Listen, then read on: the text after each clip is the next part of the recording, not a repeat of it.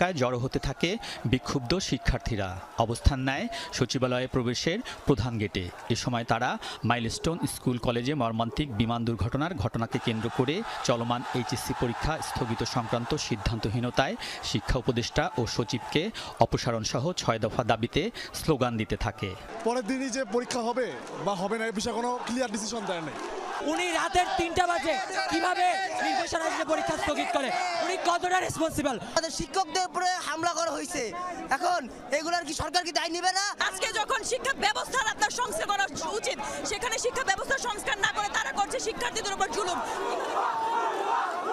সেনাবাহিনী, পুলিশ সহ আইন শৃঙ্খলা রক্ষাকারী বাহিনী সচিবালয়ের 5টি গেট বন্ধ করে অবস্থান নিলেও পৌনে 4টার দিকে গেটের বাধা পেরিয়ে সচিবালয়ে প্রবেশ করে শিক্ষার্থীরা। ভেতরে থাকা গাড়ি ভাঙচুর শুরু করে তারা। এগিয়ে যায় স্বরাষ্ট্র মন্ত্রণালয়ের দিকে। এক পর্যায়ে পুলিশ লাঠিচার্জ করে, সাউন্ড গ্রেনেড